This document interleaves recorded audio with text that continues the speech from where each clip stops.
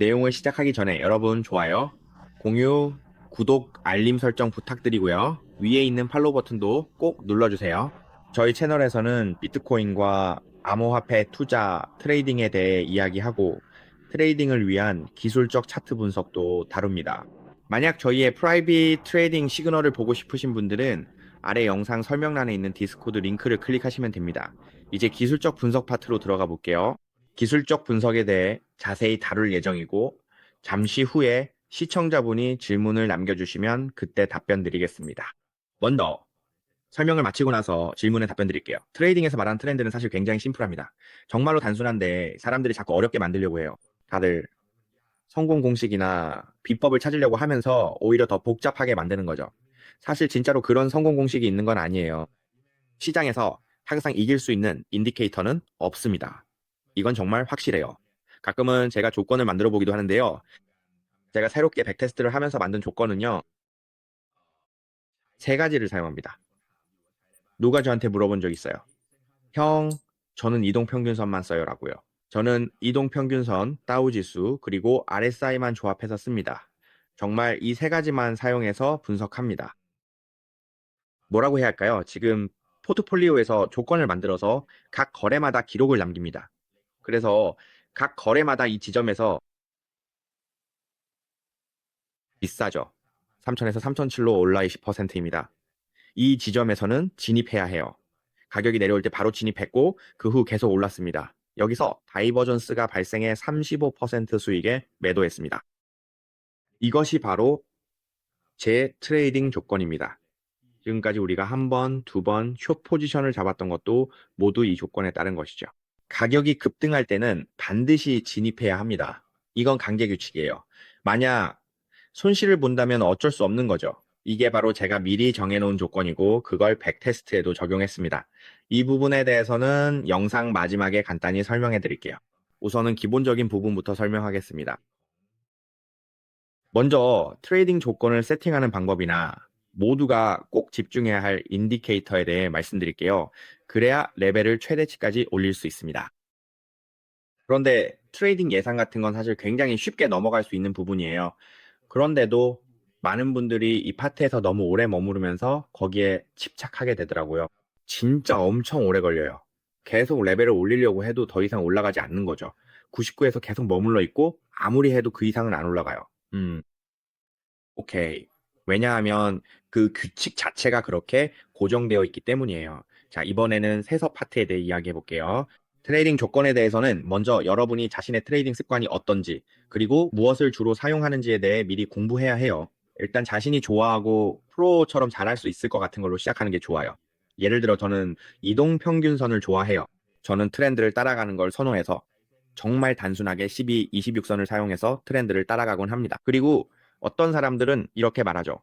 오케이, 그냥 하나만 써. 이동평균선이 교차할 때만 매매해. 교차하면 바로 진입하고 계속 트렌드를 따라가다가 다시 교차하면 매도하는 식이에요. 계속 매도만 해도 이미 수익을 낸 거잖아, 맞지? 여기서 몇 퍼센트나 벌었을까? 예를 들어 50% 올랐다고 쳐. 맞지? 그런데 문제는 뭐냐면은 첫 번째로 네가 강하지 않다는 거야. 네가 첫 번째, 두 번째, 세 번째 조건을 같이 발전시키지 않았다는 거지. 너도 알다시피 꼭대기에서 팔고 싶잖아. 막상 가격이 나오면 어이쿠 16만이 보이는데 못 팔겠어서 좀 더 기다리게 돼. 16만에 팔고 싶어서 기다렸더니 이번에는 운이 좋아서 16만까지 올라서 팔 수 있었지. 맞지? 그런데 다음번에는 가격이 떨어지기 시작하는데도 계속 16만에 팔려고 하다가 결국 물려버리는 거야. 그때 문제는 첫 번째로, 맞죠? A 릴리 캡도 또 하나의 도구고, 제가 사용하는 또 다른 도구는 이동평균선이에요. 여기서 말하는 평균은 RSI 같은 게 아니라 트렌드가 어떻게 흘러가는지 보여주는 거죠. 예를 들어 여기서 우리가 롱 포지션을 잡고 올라간다고 해봅시다. 계속해서 위로 드라이브가 걸리죠. 여기서는 드라이브가 강하게, 아주 강하게 계속 이어집니다. 그런데 여기쯤 오면 다이버전스가 나타나기 시작해요. 그래서 다이버전스가 왜 생기는 걸까요? 가격이 새로운 고점을 만들 때 발생하는 거죠. 맞죠? 그리고 RSI가 고점을 따라가지 못하죠. 그래서 힘이 약해지는 현상이 발생합니다. 힘이 약해지면 우리는 어떻게 해야 할까요? 이제 앞에 있는 구간이 계속 드라이브 될 것 같지만 사실 스윙이나 행보가 나올 수도 있다는 걸 알게 되는 거죠. 이제는 예전처럼 처음 구간에서처럼 강하게 밀어붙일 수 없고 플레이를 좀 더 천천히 해야 할 수도 있습니다. 포지션을 줄이고요. 그렇죠? 포지션을 정리하거나 숏 태깅을 하거나 모든 상황에 맞게 조정하는 거죠. 음, 좋아요. 이번에는 테크니컬 파트에 대해 이야기해 볼게요. 사실 꽤 간단합니다. 추가로 공부해 보시면 좋을 것 같아요. 유료로 제공되는 POBIC, 프라이베티 같은 클래스들이 정말 많으니까요. 어떤 방식이 본인에게 맞는지 찾아보고 조건을 직접 작성해 보세요. 그리고 조건을 작성하는 방법은 예를 들어 포트폴리오 하나를 백테스트 하려면 예를 들어 이 포트폴리오에서 미래 스코핑을 20% 하겠다고 하면 그걸 어떻게 할지 고민해야죠. 직접 작성해 보세요. 여기 들어가서 바로 코드를 짜보는 거예요. 예를 들어 진입 조건으로 디맨드 존을 사용할 수도 있고 EMA 교차를 진입 신호로 쓸 수도 있죠. 예를 들어 이 두 가지 조건만 써도 아주 간단하게 시작할 수 있습니다. 어떻게 진입하냐고요? 예를 들어서요. 네가 말하길 여기가 디맨드 존 맞지? 예를 들어 여기라고 디맨드 존이라고 했어요. 그리고 이동평균선이 교차해서 위로 올라간다고 가정해보면 이 지점이 더 이상 떨어지면 안 되는 포인트라고 할 수 있겠죠. 빨간색으로 표시해 볼게요. 지금 이 시점에서는 더 이상 떨어지면 안 돼요. 여기서 교차가 딱 일어났죠. 배고파지네요. 내 리스크는 얼마야? 계산해봐. 의 리스크는 대략 10% 조금 넘는 수준이에요. 여기서 배고파지네요. 이 정도면 버틸 수 있어요. 그리고 한번 진입해서 백테스트를 계속 해봤어요. 어디서 팔아야 할까요? 위에서 팔아야죠. 왜냐하면 여기 디맨드 존을 이탈했기 때문이에요. 여기 작은 거래량이 이탈하고 나서 교차되면 당연히 팔아야 하잖아요. 이제 다 끝났네요. 맞죠? 여기서 거래 조건이 모두 충족됐고 저축 조건도 모두 충족돼서 한번 매수했고 계속해서 백테스트를 돌리는 거예요. 계속해서 반복하고 계속해서 반복하고 계속해서 퍼센티지를 찾아가는 거죠. 이게 바로 한 가지 방법이에요. 매도할 때는 어떻게 하냐면 그냥 이렇게 써요. 서플라이 존입니다. 존이에서는 30%를 매도하고 EMA가 교차하면 전부 매도합니다. 이게 뭐야? 그리고 나서 하루하루 앉아서 이 거래에서는 매매가 있었는지, 이 거래에서는 매매가 있었는지 수익과 지출을 하나하나 적어보는 거예요. 그리고 좀비처럼 퍼센트 트레이드가 진짜 효과가 있는지 확인해 보는 거죠. 전체적으로 봤을 때 효과가 있으면 그게 맞는 거예요. 그래서 그거 지금 트레이딩에 바로 적용하는 거예요. 현재에도요. 네. 이게 다예요. 이걸로 하나의 포트폴리오가 완성된 거죠. 퓨처 하우스 끝났습니다. 이제 U는 끝난 거예요. 여기서 마무리예요. 이게 바로 트레이딩의 테크니컬이에요. 많은 사람들이 여기에 굉장히 집중하지만 저는 개인적으로 트레이딩에 집중해서 레벨을 다 올린 다음에는 더 이상 신경 쓰지 않아요. 저는 레벨이 다 찼다고 생각하면 다른 부분을 더 발전시키는 게 낫다고 생각해요. 왜냐하면 다른 부분들이 저를 더 크게 포지션을 홀딩할 수 있게 도와주고 시장을 더 잘 이해할 수 있게 해주며 자금 관리를 더 침착하게 할 수 있게 해주거든요. 이 부분은 전부 마인드셋에 관한 주제입니다. 그리고 트레이딩 방법은 바로 그 세 번째 항목, 레벨이 다 찬 그 부분에서 사용합니다. 계속해서 똑같은 것만 반복해서 씁니다. 정말 많은 걸 쓰는 게 아니에요. 저는 반복해서 트레이딩 하는 걸 봤는데 새로운 인디케이터 같은 건 전혀 쓰지 않아요. 어떤 사람들은 볼린저 밴드 1만, 285, 16, EMA, 특수 공식 같은 걸 쓰지만 저는 그런 거 안 씁니다. 그냥 사람들이 일반적으로 쓰는 것만 아주 간단하게 사용해요. 오케이. 이번에는 테크니컬 파트에서 여러분이 직접 개발해 보세요. 이제 포지션 사이즈 계산에 대해 잠깐 이야기할 거고, 그 다음에는 전체 시장을 다시 한번 정리하면서 지금 시장을 어떻게 보고 있는지 말씀드릴게요. 그리고 최근 트레이딩 내역도 함께요. 오케이. 포지션 사이즈 계산 파트에서는 이 포트폴리오를 사용할게요. 지금은 아직 자금을 사용하지 않았으니까요. 보통 오더가 있을 때는 데모 계정에서 계산하는 걸 보여드릴 거예요. 그래야 메인 포트폴리오에는 영향을 주지 않으니까요. 그런데 이 메인 포트폴리오는 아직 트레이드를 시작하지 않았고 저는 아직 아무런 액션도 취하지 않았어요. S 포지션을 오픈한 이후로요. 그리고 이미 포지션을 청산했습니다. 이번에는 제가 숏 포지션을 두 번 열었고 한 번은 손실을 봤어요. 그리고 이 포지션은 지난번에 롱으로 들어갔던 건데 한 번에 2만 비자를 벌었고 이건 9천 손실이 났다가 3만이를 다시 벌었습니다. 그리고 최근에는 포지션을 청산해서 13만을 더 벌었습니다. 총 3번의 포지션이었습니다. 이번에는 초보자분들이 이 영상을 보고 숫자만 보고 와, 형 진짜 많이 트레이딩하네. 돈도 많고 나도 이렇게 하고 싶다라고 생각하지 않았으면 좋겠어요. 제 첫 거래 때부터 저는 트레이딩 방식을 계산해서 계속 반복하려고 노력했어요. 처음에 거래할 때의 금액은 이런 큰 금액이 아니었고 아주 작은 금액이었어요. 한 번에 300원, 또 한 번에 200원 혹은 100원씩 조금씩 수익을 내는 시기였죠. 이게 정상적인 모습이에요. 우리가 데이원부터 스킬을 키워나갈 때 절대 처음부터 큰 포지션 사이즈를 들고 갈 수는 없어요. 알겠습니다. 만약 우리가 올바른 사고방식을 갖고 있지 않다면 이런 식으로 할 수 없어요. 그래서 저는 그때 그 일에 시간을 투자했고 그 시점에서 요구되는 조건을 충족시켰기 때문에 이렇게 할 수 있었던 거예요. 하지만 동시에 초보자 친구들이 보는 것은요. 자신이 부족하다고 느낄 필요 없어요. 저도 예전에 여러분과 똑같이 초보였던 적이 있습니다. 여러분이 해야 할 일은 시간을 꾸준히 쌓아가는 거예요. 그리고 자신의 포트폴리오와 함께 하면서 자신의 트레이딩 비율과 숫자에 집중하세요. 포트폴리오가 작다고 해서 신경 쓰지 마세요. 저도 예전에는 여러분보다 더 작은 포트폴리오를 가지고 있었어요.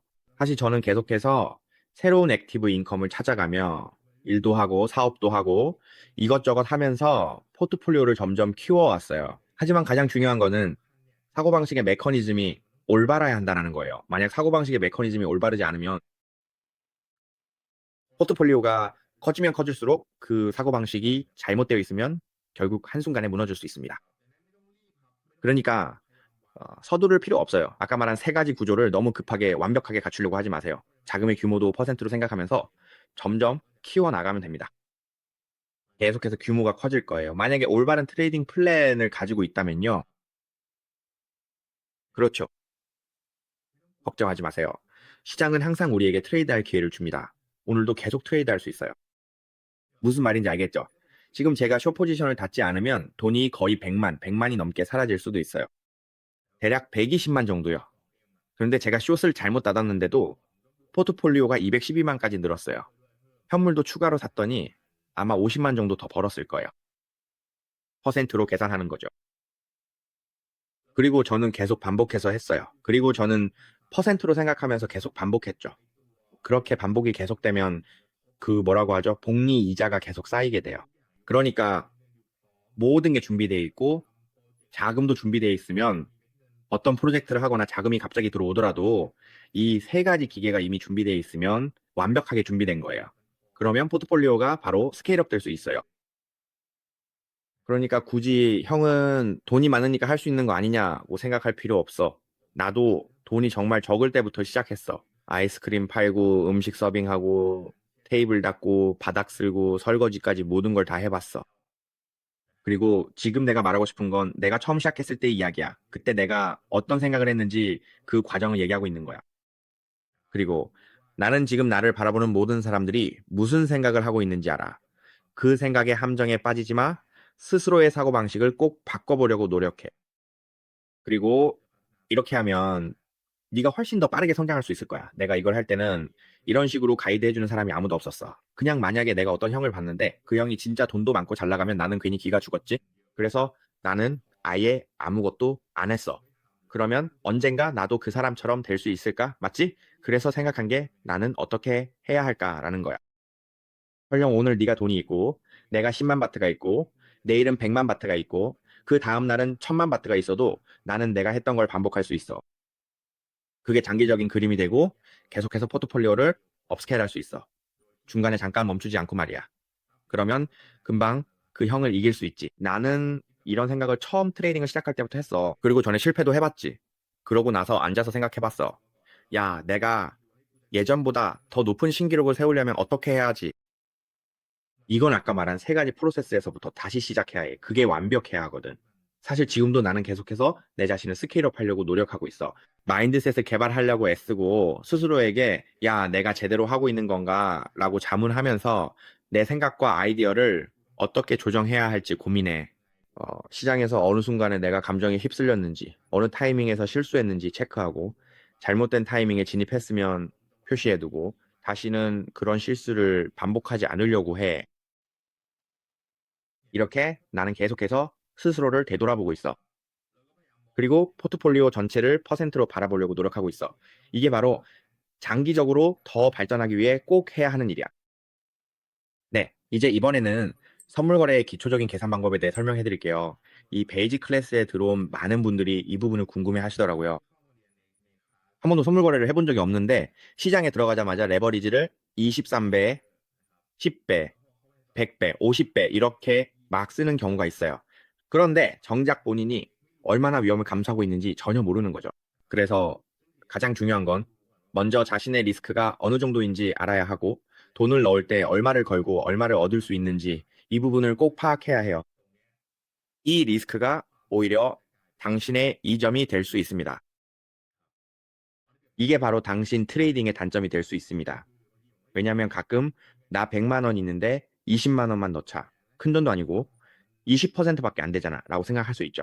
하지만 레버리지를 50배로 올리면 포트폴리오의 리스크가 많아도 잘 모르면 20만 원이 순식간에 사라질 수 있습니다. 이 부분이요. 이게 계속해서 당신의 포트폴리오를 점점 줄어들게 만들고 있는 거예요.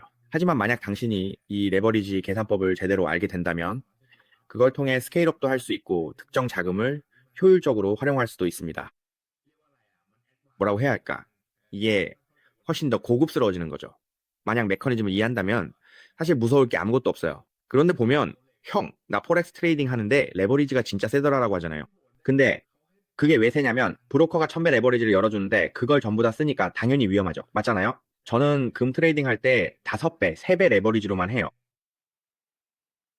제 포트폴리오가 터지려면 가격이 30%나 떨어져야 해요. 결국 저는 엄청나게 안전한 구간에서만 플레이하고 있는 거예요. 레버리지가 낮으니까요. 맞죠? 그런데 문제는 여러분이 3배 레버리지, 100배 레버리지, 1000배 레버리지가 어떻게 다른지 모른다는 거예요. 그냥 욕심만 가지고 돈 들고 들어와서 바로 질러버리잖아요. 그러니까 터지는 게 망하는 게 이상한 게 아니에요. 왜냐하면 이게 그렇게 쉽지 않거든요. 저는 항상 말해요. 시장은 쉽지 않다고. 만약에 이게 쉬웠으면 제가 이렇게 앉아서 계속 자기 반성하고 고민할 필요도 없었겠죠. 도대체 어떻게 생각해야 돼? 뭐가 중요한지, 뭐가 중요하지 않은지, 어떤 건 레벨업 할 수 있고, 어떤 건 레벨업 할 수 없는지 계속 생각해야 해요. 정말 쉬웠다면 저도 이렇게 고민하면서 앉아있지 않았을 거예요. 맞죠? 이 부분을 먼저 이해해야 해요. 이건 어렵습니다. 정말 어렵고 아주 많이 어려워요. 여러분이 똑같은 칼 두 자루를 가지고 있다고 해도 마찬가지예요. 저랑 형이 똑같은 책을 가지고 있어도 실제로 현장에서 액션을 취할 때는 행동이 완전히 달라져요. 맞죠? 왜 다르냐면 마인드셋이 다르기 때문이에요. 이 타이밍에 저는 안 들을 수도 있고 그냥 서서 지켜볼 수도 있어요. 형이 먼저 들어보라고 할 수도 있고요. 또 만약에 제가 이 타이밍에 휘두르면 2배로 얻을 수 있겠다 싶으면 저는 휘두를 수도 있죠. 맞죠? 그래서 이 세 가지를 계속 개발하려고 노력하세요. 그리고 우리 같이 이야기해봐요.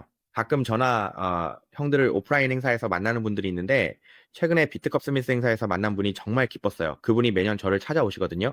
그리고 올해는 포트폴리오를 가져와서 보여주셨어요. 올해는 작년만큼 포트폴리오가 크게 성장하지 못했다고 하시더라고요. 작년에는 정말 힘든 시기를 버티고 살아남으셨고 다시 일어설 수 있었는데 올해는 진짜 힘들었다고 하셨어요. 저는 이런 커뮤니티, 그러니까 직접 트레이딩 하는 분들을 위한 커뮤니티를 만들고 싶어요. 여러분이 시장에서 살아남을 수 있도록요. 시장에는 정말 많은 자금이 돌아다니고 있기 때문에 저는 전혀 두렵지 않아요. 혹시 누가 제 마인드셋을 전부 가져가서 부자가 되면 어떡하냐고요? 저는 그런 거 전혀 걱정하지 않아요. 왜냐면 시장에는 이미 우리 몫이 정해져 있으니까요. 무슨 말인지 알겠죠? 제가 전부 다 드린다고 해도 사실상 그대로 할 수는 없어요. 맞죠? 그때그때 필요한 조건들이 있으니까요. 예를 들어 산을 3바퀴 뛰고 와야 할 수도 있잖아요. 제가 말한 것처럼 이게 그렇게 쉽지 않아요. 어떤 사람은 반 바퀴만 뛰고도 힘들어하는데 3바퀴를 뛰어야만 제가 말하는 걸 이해할 수 있을 거예요. 무슨 말인지 알겠죠? 이게 바로 어려운 점이에요. 이게 바로 그 난이도입니다.